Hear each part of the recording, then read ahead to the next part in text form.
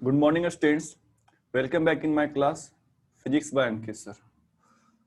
तो आज के क्लास में हम लोग पढ़ेंगे कॉम्बिनेशन ऑफ रेजिस्टेंस, यानी रेजिस्टेंस को हमको या तो सीरीज कॉम्बिनेशन में कनेक्ट करेंगे या फिर पैरेलल कॉम्बिनेशन में कनेक्ट करेंगे, ठीक है। बट इसको डिस्कस करने से पहले आपको कुछ हम क्वेश्चन दिए थे ओम्स लॉ पर, जिसमें हमको करंट, वोल्टेज और रेजिस्टेंस निकालना है, ठीक है। तो फर्स्ट उसको हम सॉल्व करते हैं। क्या था क्वेश्चन? देखिए, क्वेश्चन नंबर 7 हम सॉल्व कर चुके थे लास्ट क्लास में। Now question number 8। Question number 8 में क्या लिखना है आपको? सबसे पहले गिवन डाटा, ठीक है। क्या क्या दिया हुआ है? A bulb of resistance 400 ohm. Resistance कितना दिया हुआ है? 400 ohm. Clear? Is connected to 220 volt mains, यानी कि वोल्टेज दिया हुआ आपको 220 वोल्ट, यानी हमारे जो घर में सप्लाई आता है वो कितना वोल्ट का आता है? 220 वोल्ट का आता है। Calculate the magnitude of current, तो क्या लगा देंगे? क्या लगाएंगे हम यहाँ पर? According to Ohm's law current निकालना है। ओम्स लॉ क्या कहता है? Voltage is equal to product of current and resistance. इस फॉर्मूला को मॉडिफाई करके लिखेंगे current is equal to voltage upon resistance, ठीक है। करंट क्या हो जाएगा? वोल्टेज कितना है? 220 अपॉन 400, ठीक है। इसको हम 10 से कैंसिल कर सकते हैं। अब इसको क्या करेंगे? 11 और ये हो जाएगा 20। 11/2 कितना होता है? 5.5 है ना, तो हो जाएगा 0.55 एम्पियर। आया था आप लोग का आंसर ये 0.55, ठीक है। मैक्सिमम बच्चों का सही है, ठीक है, very good. Is it clear? सबको समझ में आई है? Yes sir. नेक्स्ट है question number 9। An electric heaters draw a current of 5500 milliampere, ठीक है। यानी 9 में दिया हुआ करंट कितना? 5500 मिली एम्पियर, ठीक है। आपको एम्पियर बताए थे, 1 एम्पियर में कितना मिली एम्पियर होता है? 1000 मिली एम्पियर, है ना। मिलीमीटर, मिली एम्पियर, ठीक है। मिलीमीटर, मिलीमीटर समझते हो ना, सबको बताए थे, ठीक। तो 1 मिली एम्पियर में कितना था? कितना एम्पियर? 1/1000 एम्पियर। तो 5500 मिली एम्पियर को अगर एम्पियर में चेंज करना है तो क्या करेंगे? 5500 अपॉन 1000 से डिवाइड कर देंगे, तो कितना आ जाएगा? 5.5 एम्पियर, ठीक है। आई थिंक ये चेंज कोई नहीं किया अभी तक। नेक्स्ट क्या दिया हुआ है? When connected to 220 volt mains, हमारा ये जो एसी सप्लाई है वोल्टेज कितना है? 220 वोल्ट। हमारा जो एसी सप्लाई आता है घर में वो कितने वोल्ट का आता है? 220 वोल्ट। अब क्या निकालना है? रेजिस्टेंस। क्या निकालना है? रेजिस्टेंस। क्या लगाएंगे? According to Ohm's law. Ohm's law क्या कहता है? Voltage is equal to product of current and resistance, ठीक है। रेजिस्टेंस निकालना है तो रेजिस्टेंस इक्वल टू क्या रहेगा? वोल्टेज अपॉन करंट, ठीक है। वोल्टेज कितना है? 220 वोल्ट। करंट कितना है? 5.5 एम्पियर। इसको हम अगर पॉइंट हटा दें तो ये हो जाएगा 10, ये कट जाएगा 4 से और ये हो जाएगा कितना हो जाएगा? 40 ओम। क्लियर? ये क्लियर और नॉट? ये क्लियर हुआ?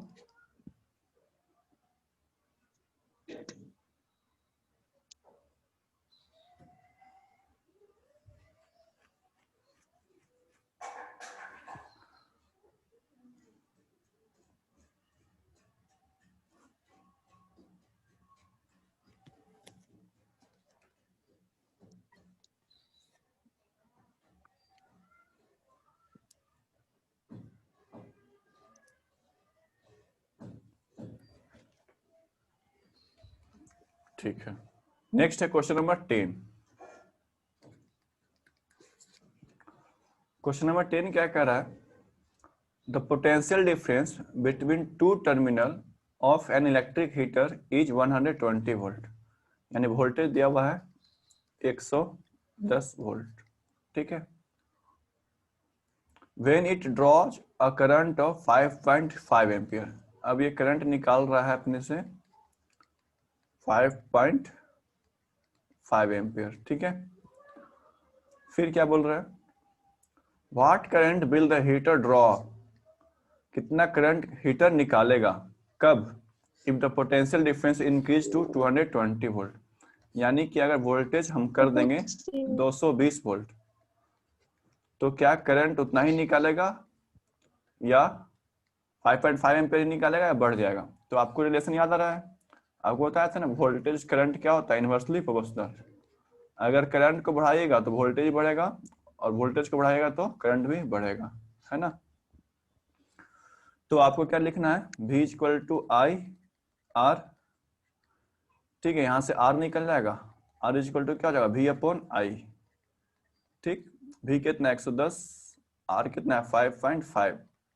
इसको हम एक जीरो हटा देंगे, ये कट जाएगा 2 से, तो ये हो जाएगा 20 ओम, ठीक है। अब वोल्टेज कितना है? 220 वोल्ट। देखिए वायर का रेजिस्टेंस है, वायर का जो रेजिस्टेंस है वो कांस्टेंट होता है। रेजिस्टेंस क्या होता है? कांस्टेंट। अगर वायर 20 ओम है, अगर वोल्टेज 100 वोल्ट है तो रेजिस्टेंस 20 ओम ही रहेगा, ठीक। अगर वोल्टेज 220 वोल्ट कर दें तो भी रेजिस्टेंस कितना रहेगा? 20 ओम। क्यों? क्योंकि रेजिस्टेंस क्या होता है? कांस्टेंट होता है। रेजिस्टेंस क्या होता है? कांस्टेंट। रेजिस्टेंस बढ़ता घटता नहीं है, वोल्टेज बढ़ने से करंट बढ़ेगा।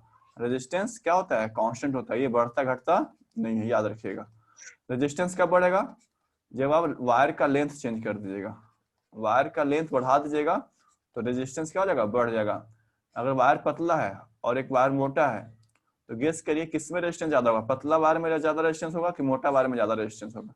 गेस करके बताइए किसमें रेजिस्टेंस ज्यादा होता है? पतला वाला वायर में रेजिस्टेंस ज्यादा होगा कि मोटा वाला वायर में रेजिस्टेंस ज्यादा होगा?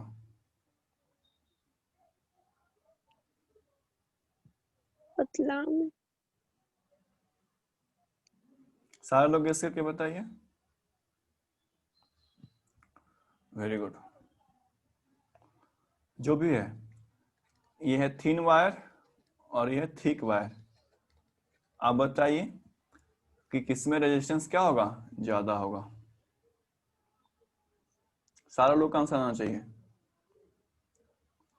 देखिए, वेरी गुड, बहुत अच्छी। देखिए सपोज एक रोड है, वो काफी चौड़ा रोड है। अब इसमें से गाड़ी पास करना है, ठीक है। और एक रोड है जो छोटा रोड है, ठीक है। अब इसमें से गाड़ी पास करना है तो एक गाड़ी तो आसानी से पास हो जाएगा। लेकिन अगर बहुत सारा गाड़ी है, लेकिन अगर क्या है? बहुत सारा गाड़ी है, बहुत सारा गाड़ी है तो किस में जल्दी से पास होगा बताइए? इस वाले में, ए वाले में कि बी वाले में? जल्दी से गाड़ी किस में पास होगा? ए वाले में कि बी वाले में? ज्यादा गाड़ी किस में पास होगा? ए वाला में। यानी बी वाला में क्या है? बी वाले में कम पास होगा, है ना। यानी अब बताइए रेजिस्टेंस कहाँ ज्यादा है? ए वाले में कि बी वाले में?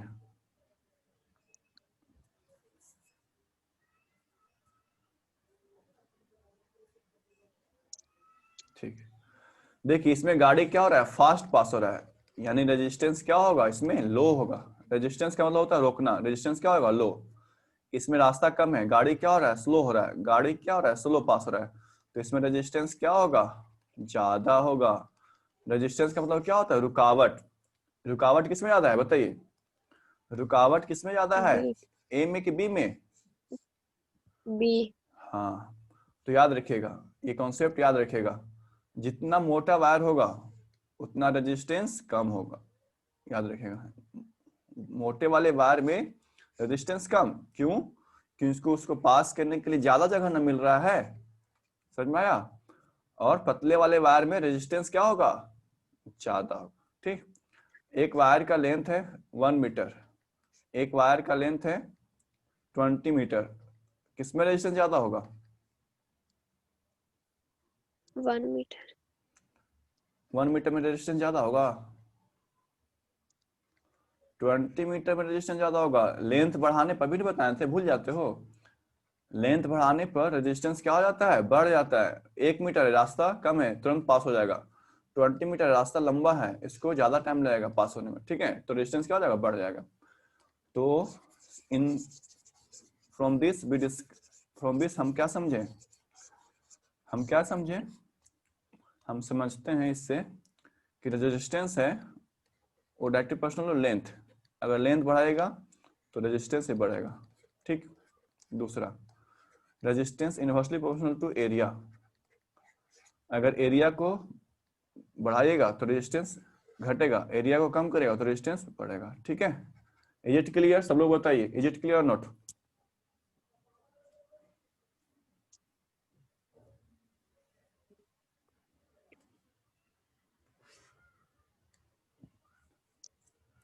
ठीक है, तो आपसे हम कल ये पूछेंगे, ये कॉन्सेप्ट आप लोग नोट कर लीजिए, इंपॉर्टेंट कॉन्सेप्ट को ये कहीं पर नोट कर लीजिए, ठीक है, स्टार मार्क कर। चलिए, जब वोल्टेज था 110 तो करंट कितना था 5.5 एम्पियर। अब वोल्टेज 220 कर दिए तो आपको निकालना है आई, तो आई इक्वल टू क्या हो जाएगा, V अपॉन आर। वोल्टेज कितना बढ़ा दिए, 220 कर दिए। रेजिस्टेंस कितना था, 20 ओम। अभी क्या वायर में लेंथ चेंज किए हैं, क्वेश्चन नंबर 10 में क्या वायर में लेंथ चेंज हुआ है? यस। हाँ, ऐसा कहीं लिखा हुआ है कि वायर का लेंथ हम बढ़ा दिए हैं, कहीं लिखा हुआ है कुछ? No sir. वायर का एरिया बढ़ा दिए, वायर का एरिया बढ़ा दिए, ऐसा कुछ लिखा हुआ है? हीटर तो वही है, हीटर तो है ना, हीटर दूसरा लगा है, सिर्फ वोल्टेज बढ़ा है, सिर्फ क्या बढ़ा है, वोल्टेज। हीटर वही है ना, तो कुछ चेंज नहीं किए, तो रेजिस्टेंस क्या होगा, चेंज होगा? अगर हम कुछ नहीं करेंगे लेंथ में और एरिया में तो रेजिस्टेंस चेंज होगा, नहीं होगा। रेजिस्टेंस कितना होगा, 20 ओम। तो 20 से यहाँ क्या कर दे, डिवाइड कर दें, ये कट जाएगा और ये बच जाएगा 11। तो आई कितना हो जाएगा, 11 एम्पियर। आई होप ये आंसर सबका आ गया होगा, 11 एम्पियर। नोट कर लीजिए।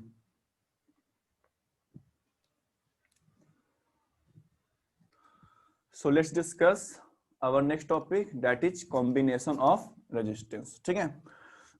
तो रेजिस्टेंस के बारे में थोड़ा सा फिर से आप लोग रिवीजन कर लीजिए। What is resistance? It is the property of a conductor to resist the flow of charge और करंट। रेजिस्टेंस कैसा यूनिट होता है, ओम। जो डिवाइस रेजिस्टेंस क्रिएट करता है अलग से, एक होता है वायर का रेजिस्टेंस और एक होता है कि एक डिवाइस है जो उसको क्रिएट करता है, उसको बोलते हैं रजिस्टर। क्या बोलते हैं, resistor. Symbol of resistor zig zag line, symbol of resistor क्या होता है, जिग जैग लाइन, यानी कि जहां भी हम ये बनाएंगे समझिएगा क्या है, इसमें वो रजिस्टर है और उसमें रेजिस्टेंस है। रजिस्टर में क्या होता है, रेजिस्टेंस होता है, ठीक है। अगर आपको रियल में देखना है सर्किट में तो इस तरह से आपको दिखाई देगा। सर्किट में आप देखोगे CFL बल्ब वगैरह में या फिर कोई भी सर्किट में देखोगे ओपन करके, तो बहुत सारा कंपोनेंट रहता है, उसमें से एक ऐसा भी रहता है और एक ब्लैक कलर का रहता है, उसको बोलते हैं डायोड। तो ये सब सारे इलेक्ट्रिसिटी का पार्ट है, आगे हायर क्लासेस में हम लोग डिस्कस करेंगे। अभी हमको सिर्फ पढ़ना है रेजिस्टेंस, ठीक है। रेजिस्टेंस का हम लोग प्रैक्टिकल भी आपको करके दिखाएंगे। अब देखिए रेजिस्टेंस को हम लोग जस्ट लाइक सेल को हम क्या किए थे, कनेक्ट किए थे। सेल को हम पैरेलल और सीरीज में कनेक्ट किए थे, याद आ रहा है? उसी तरह से रेजिस्टेंस को भी क्या करेंगे, पैरेलल में और सीरीज में क्या करेंगे, कनेक्ट करेंगे। So there are two combination of resistance. First series combination and second parallel combination. We discuss one by one. ठीक है, are you ready? Yes. Good. So what is the series combination of resistance? First, तो just like cell में क्या करते थे, एक cell लगा यहाँ पर, इसका पॉजिटिव, दूसरा सेल का निगेटिव, इस तरह से कनेक्ट करते थे, एक लाइन में कनेक्ट करते थे। जितना भी चाहे उतना हम क्या कर सकते हैं, कनेक्ट कर सकते हैं। याद रखिएगा पॉजिटिव और नेगेटिव सिर्फ सेल में होता है, रजिस्टर में पॉजिटिव और नेगेटिव नहीं होता है, यानी दोनों एंड एक समान। दोनों एंड क्या होता है, एक समान। यानी कि आपके पास बहुत सारा रेजिस्टेंस है, आपके पास बहुत सारा रेजिस्टेंस है, ठीक है। उसको क्या करना है, पिक करना है। अब इसको क्या करना है, एक रेजिस्टेंस यहाँ लगाएं, फिर उसके बाद एक रेजिस्टेंस यहाँ लगाएं, फिर उसके बाद एक रेजिस्टेंस यहाँ लगाएं, फिर उसके बाद एक रेजिस्टेंस यहाँ लगाएं। इस तरह से एक लाइन चला जाएगा, एक लाइन में सबको लगा दें। तो एक लाइन में जब लगा दिए तो उसको बोलते हैं series combination. Is it clear? Look, in this combination two or more resistance, एक से ज्यादा रहेगा, ठीक है, एक रहेगा तो अकेला रहेगा ना, कॉम्बिनेशन के लिए आपको एक से ज्यादा यानी दो या दो से ज्यादा, two or more resistance are connected end to end one after another, यानी एक जहां खत्म हुआ वहां से उसको स्टार्ट कर दें, एक जहां खत्म हुआ वहां से उसको स्टार्ट करें, तो इस कॉम्बिनेशन को बोलते हैं सीरीज कॉम्बिनेशन। इस कॉम्बिनेशन को क्या बोलते हैं? Series combination. Is it clear? जल्दी बताइए, क्लियर हुआ ये पॉइंट?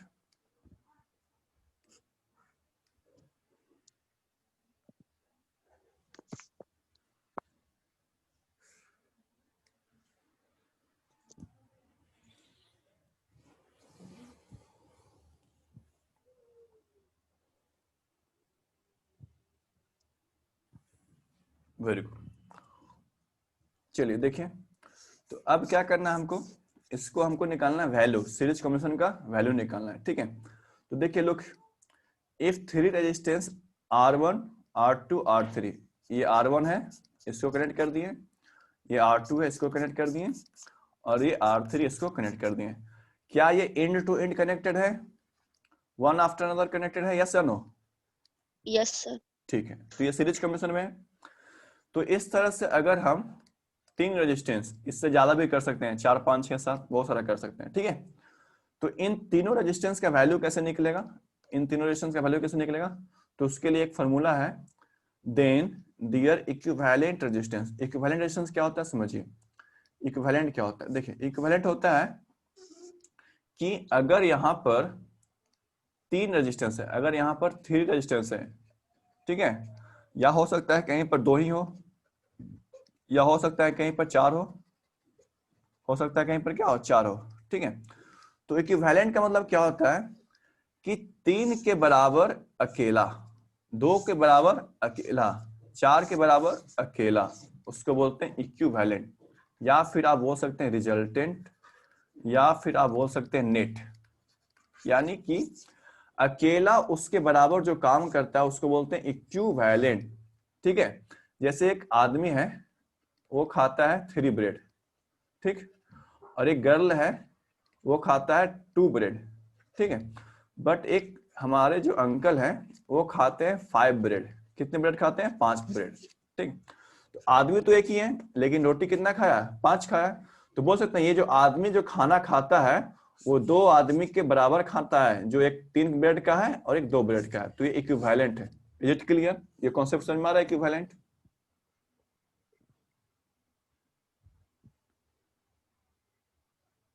बोलिए यस या नो, बोलिए कुछ।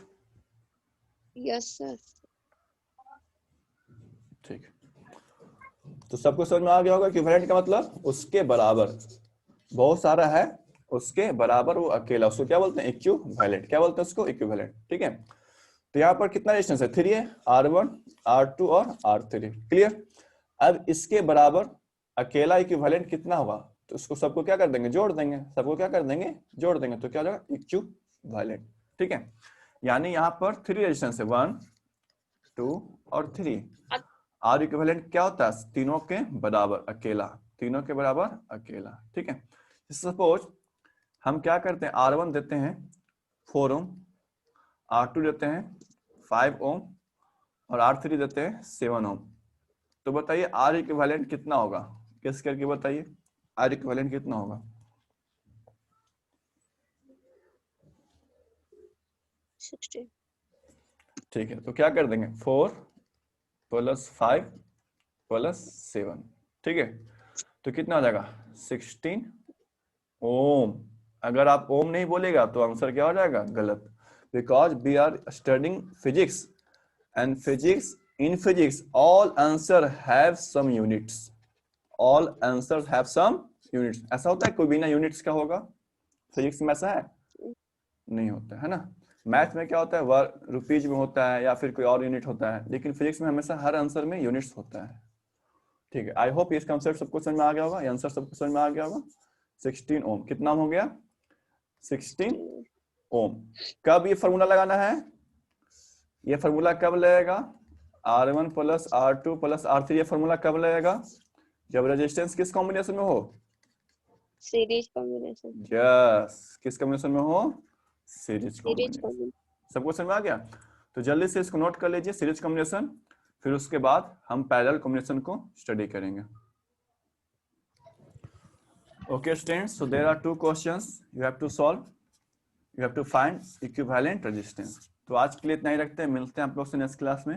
तब तक के लिए thank you and have a nice day.